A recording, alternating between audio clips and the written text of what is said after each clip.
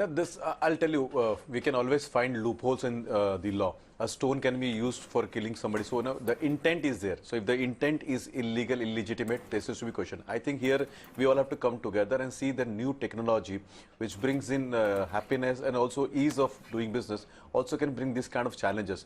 Where we as the policy makers, maybe the administration, the police, the intelligence agencies, both all have to come down and sit down together and think about what are the policy changes which are needed. These policy changes have to be done and there has to be done very fast, immediately. A. B, we also have to do an awareness that this kind of loopholes cannot be used because the law enforcement agencies can understand the intent. And this kind of confusion which has been created many times by intellectuals, that whether this is used for a religious purpose or for domestic purpose or scientific purpose has to be cleared. In the case of Aurangabad, it is a clear case of somebody trying to procure arms. I would like to congratulate the police officers there. Also, this is a wake-up call for all of us, including me here in the policy segment. Yes. And see, if we take e-marketplace is something virtual, like a marketplace which is there physically. If this would have happened in some Akbarilis or some D-marts, the person having that inventory there would have been responsible. So here in this particular case, with my limited knowledge of law, Flipkart is responsible for this. They cannot escape the responsibility. If the content is coming on their website, they are responsible. In my individual capacity, I am fighting for something called as sovereignty of data. I am trying to bring the data back in India, and that's why we activists who are playing that segment of data sovereignty are trying to bring all the data back to India, saying that the data should be within the precinct so that the responsibility can be fixed on this kind of people. Now, Flipkart cannot escape this particular incident, saying that they are just a marketplace. They have a responsibility, they have delivered the goods, so they will be responsible.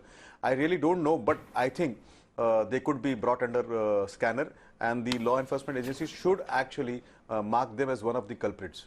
But the first crime which they did is that transaction happened on their site, which cannot be overseen. So the transaction has happened on their site, and they're responsible for all the transaction happening on their site. That is one part. The second part where you wanted the question on is that, okay, what about the regulations? I think in the civilized society, whenever there is a system, wherever there is a crime which happens, or whenever there is a breaking of law happens, there are people who come together. The law enforcement agencies always recommend things. There are policy makers who recommend things. Then there is a system of making rules and regulations. Probably in the country we are living in, it's a fantastic place where amendments have been taken place over the period. I think no, okay, we all so can come together this and is make to new all laws our and maybe panelists. new regulations. Sure. The new team, which is cyber security cells, which are coming up in the local police thanas, the police stations, is one of the place which are doing proactive actions at the local level when the law and order is broken. And when there is this kind of crimes are happening at organized syndicate levels, or maybe cross border, if it has been done with a state sponsoring, then there are CERTs and NTROs which help us out. Yes. Is the team enough to tackle this kind of monster right now? Answer is no, because the technology is growing fast. The penetration of internet, penetration of smartphones, and the uses of the e-commerce is increasing. Earlier in 2015, there were only cases of 2 million transactions by unique users, but probably now the unique users of the transactions are more than 22 million. So the numbers will expand, and this will create new challenges. So probably we may have to increase the number of police or the people who are going to monitor this kind of things. But this is unlike the business. It's the responsibility of the site which is selling it, and it has to be booked. So Flipkart has to answer for this. So to add the agony here, so today unfortunately we both are adding to the agony. There are other non-lethal items which can also become dangerous. Let's just remind 2007 incidents in Mumbai where pressure cookers were used as a part of weapon. So there are simple kitchen chemicals which are used in this thing. Now there is a word called as intent. So we will have to all work out a mechanism. This e-portals also have to work out a mechanism whereby the intent of the procurer has to be also asked. So I don't know what can come out with how does the intelligence agency or the police will react to this, but we'll also have to investigate and understand the intent of buying non-lethal items, like somebody is procuring X chemical or Y chemical. I can't spell it out because but there are chemicals which are available which can be very, very dangerous if they are procured by people who are not so good or anti-social elements. Now this is a new challenge which is in the new world. New world will have new kind of challenges. So tough for laws. This is right a time now, we should all what come the police together. is exploring. At my personal level, again, data sovereignty has to be pushed through. I think that's my thing, because that will at least bring people within the country. So right now what is happening is this is happening across the boundaries, and you know, everybody escapes the route saying that, "Okay, this has been done outside my political boundaries." Now here was the data is brought within the country, and the e-commerce business which is done is regulated within the country. I think that will help.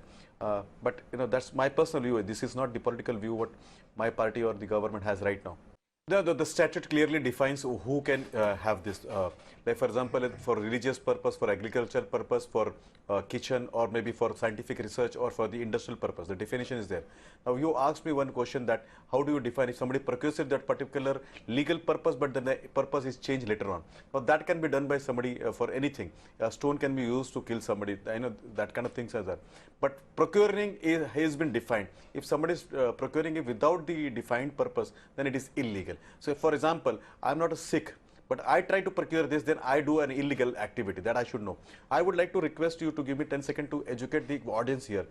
Please do not do this kind of activities. Many times people do this over-zealously. Maybe my young friends may, because they're kids, they may try to do this kind of things. It is not been monitored right now because the mechanism does not allow us to do a big brother approach. But believe me, we have a very good intelligence apparatus. We have a very good police force. They are very dedicated people across the country. We have NTROs, we have CERTs, we have other mechanisms. If known sources, you can be pushed and you can be pulled back and you can be brought to law if you do this sometime. And don't think that if you have not been caught today, you will not be caught today, day after. Any transaction done on e-websites is recorded and it would be there for perpetuity. So you will be caught someday. So my simple request to all the audience who are watching this is, do not get into this kind of activity, even if you are doing it innocently or trying to prove a point. Never do this in the individual capacity, please.